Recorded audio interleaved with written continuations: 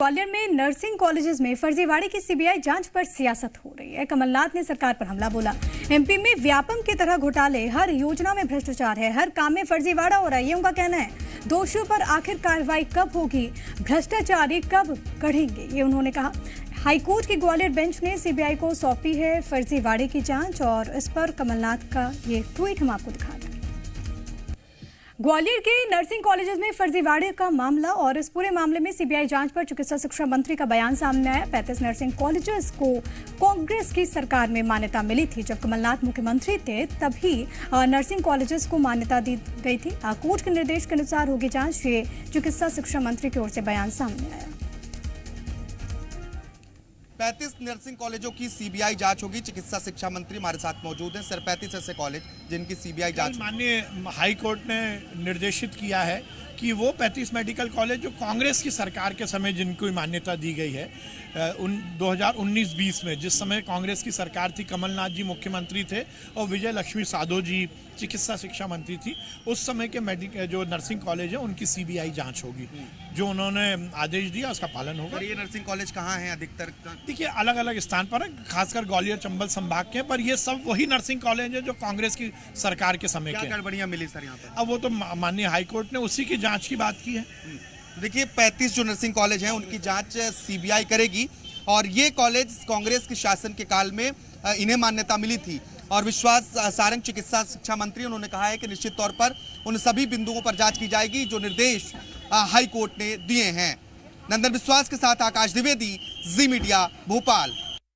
और प्रमोद शर्मा मेरे साथ, मेरे सहयोगी लगातार बने हुए। प्रमोद, जिस तरीके से मामला निकलकर सामने आया, तमाम सवाल तो उठ रहे हैं, लेकिन इस बीच जांच और उस पर सियासत जो कि बदस्तूर जारी है।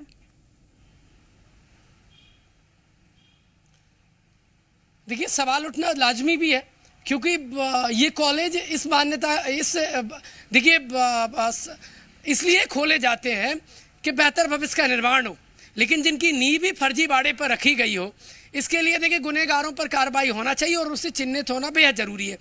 दरअसल मामला 2019-20 का है। इस सेशन में जो जानकारी है वो ये है कि 520 नर्सिंग कॉलेजों को मान्यता दी गई। और मान्यता कैसी दी गई? देखिए, कई ऐसे कागजों पर कॉलेजों को मान्यता दे दी गई, खोल दिए गए, ना जमीन है और ना भवन है। यदि भवन है तो रजिस्ट्री नहीं है, और रजिस्ट्री हुई है तो वो फर्जी रजिस्ट्री हुई है, ना कोई टीचिंग स्टाफ है। कागजों पर कॉलेज संचालित होने लगे। अब जब कागजों पर कॉलेज चलेंगे तो डिग्रियां भी कागजों पे ही बनेंगी, प्रैक्टिकल कुछ नहीं होगा, प्रैक्टिकल नहीं होगी।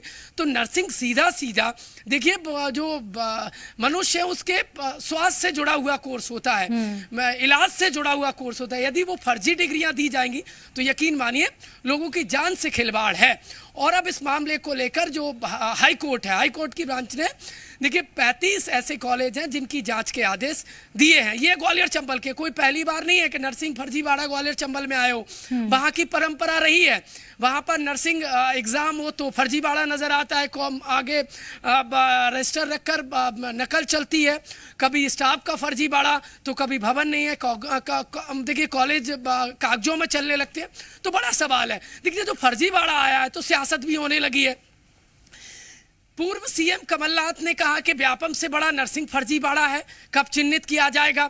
तो सरकार के मंत्री, मेडिकल एजुकेशन मिनिस्टर जिनके पास फिलहाल विभाग है, वो कह रहे हैं कि 19-20 में कमलनाथ सरकार थी, विजय लक्ष्मी साधो उस विभाग की मंत्री थी, उनके वो जब सरकार में काबिज थे तब ये फर्जी मान्यता दी गई।